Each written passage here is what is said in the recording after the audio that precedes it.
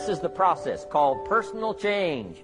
And what I say to start with is, start with your own philosophy.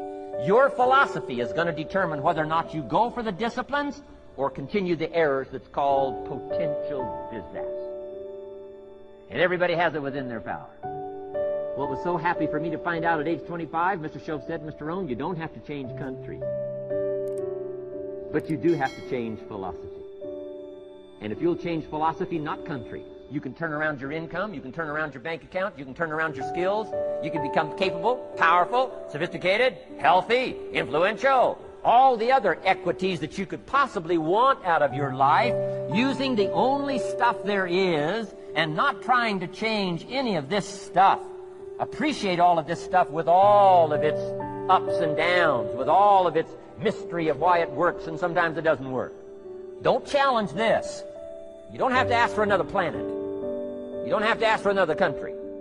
Just ask for another book. Ask for another seminar. Ask for another idea. And you can start this whole process of personal life change. Now, I could spend the whole day on philosophy. That's where it is. If I could get you intrigued with that enough to study it, enough to ponder it, to where you would pick up the commitment like I did and say, hey, as simple as an apple a day, as simple as a walk around the block, why not start right there? If you don't start there, where else are you going to start?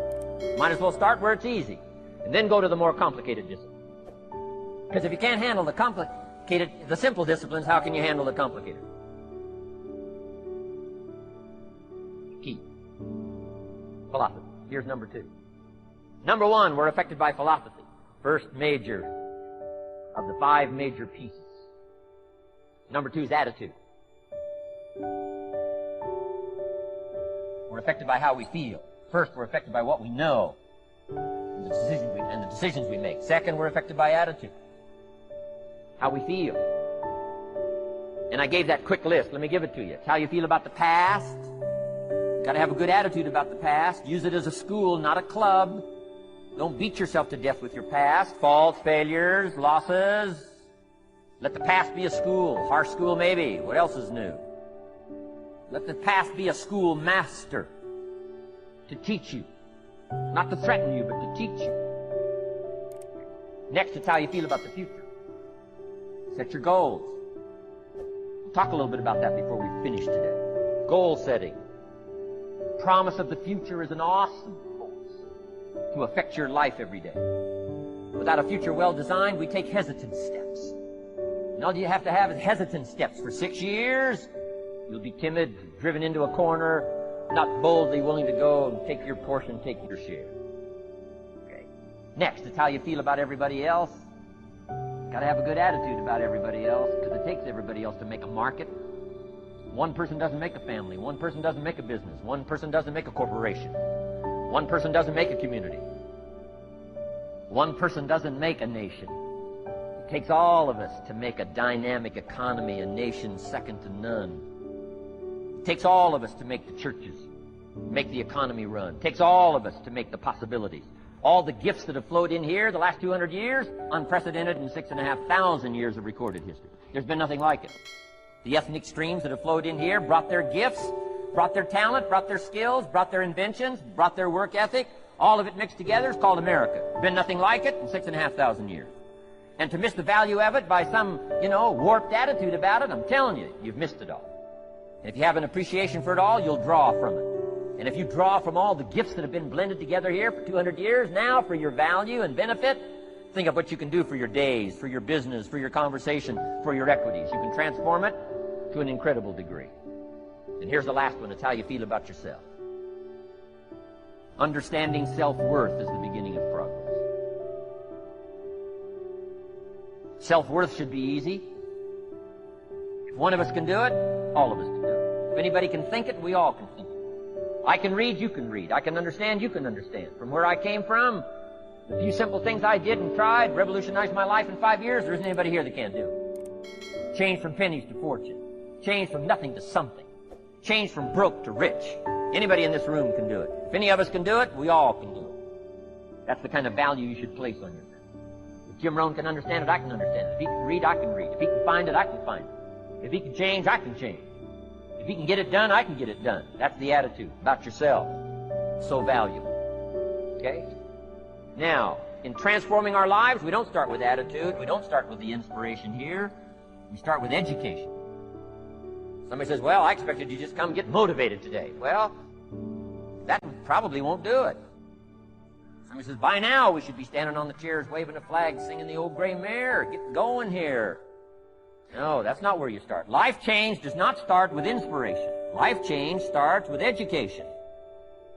You've got to be educated to the point of where you might have messed up. My teacher put it in blunt, simple language. He only went to the 9th grade in school, so put it in simple language I could understand.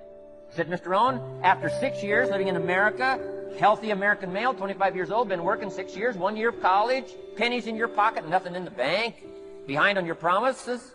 Shoaff said, I just got one simple explanation for that. You've messed up. Now, I could understand that kind of language. Substitute a Hershey bar for an apple means you've messed up.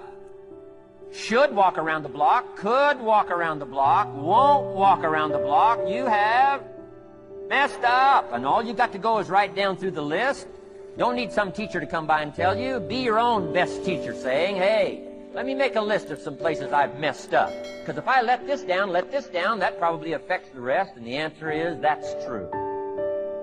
So we don't start with inspiration, we start with education. Somebody says, well, just motivate this guy, he'll be all right. Just motivate him, get him turned on. Probably not. The guy's an idiot, you motivate him, now you got a motivated idiot. So we start with education. What's the first education? If it isn't going well and you live in America, you have messed up. You don't need to change countries. You say, well, the country's messed up. That's like cursing the soil and cursing the seed and the sunshine and the rain, which is all you got. Don't curse all you got. When you get your own planet, you can rearrange this whole deal. This one, you got to take like it comes. So, number 2 was attitude. Here was number 3, activity. This is the work part, the labor part. Taking action. The activity is the miracle working piece. Miracle being something we don't quite understand how it works. Doesn't mean it doesn't work. It means we just don't quite understand how it works. Miracles work. God says. Now, I'm an amateur on God, but here's my best analysis. God says, if you'll plant the seed, I'll make the tree. Now, that's a good arrangement.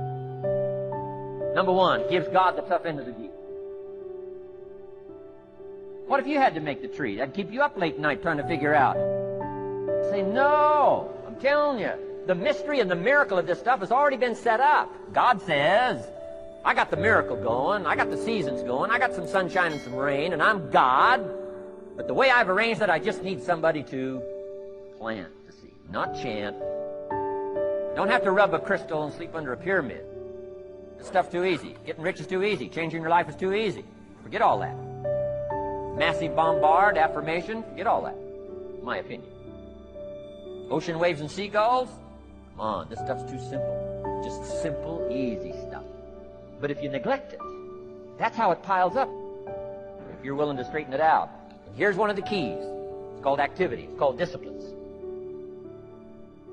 Turning wisdom from your philosophy and inspiration, strengthening of attitude, faith, courage, commitment, all this stuff that comes from attitude.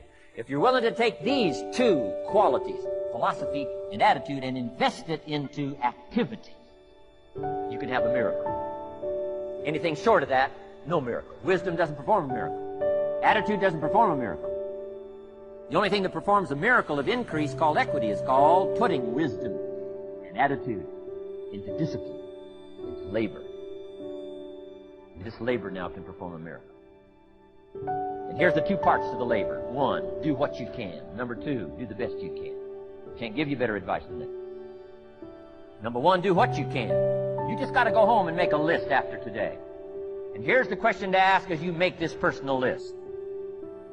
What am I not doing that would be easy to do? That could greatly change my health, my wealth? What am I not doing I'm neglecting that would be easy to do? Let's go home and answer that question personally. You don't have to put the answers on a public bulletin board. This is just all personal stuff.